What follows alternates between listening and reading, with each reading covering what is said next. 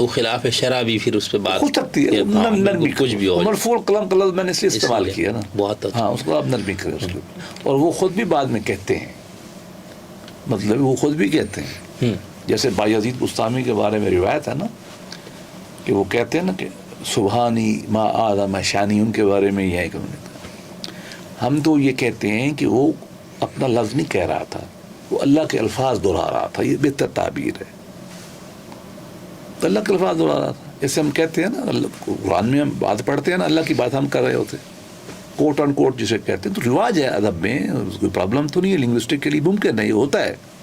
ہمارے فقیہ پھر لے کے ڈنڈا بیٹھ جاتے ہیں. لیکن وہ کئی دفعہ انہوں نے کہا نا تو ان کا غالباً عبداللہ یا کون شاگرد تھا، بعد میں انہوں نے کہا تھا آپ نے کیا کہا؟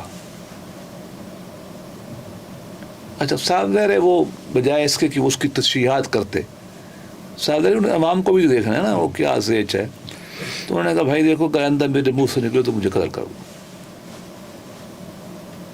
آئندہ میرے منہ سے نکلے تو قتل کر دو. یہاں تک تو آگے لوگوں نے یار لوگوں نے کچھ اور کہانی بنائی ہوئی ہے، لیکن اتنا ٹھیک ہے. اب دیکھیں حالانکہ اس کا جواز ہو سکتا ہے، ابھی اللہ کی بات میں دہرا رہا ہوں.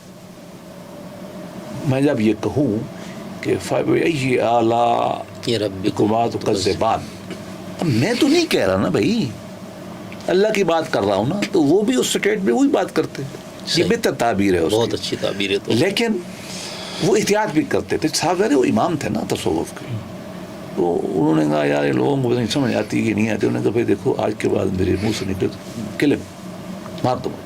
گویا کہ ان کو بھی اندازہ ہوتا ہے کہ بھائی شاید کوئی ایسی بات ہوئی ہے جو خلق میں فتنہ ہو جائے یا ڈوئل انٹرپریٹیشن نہ ہو جائے یا کچھ نہ ہو جائے.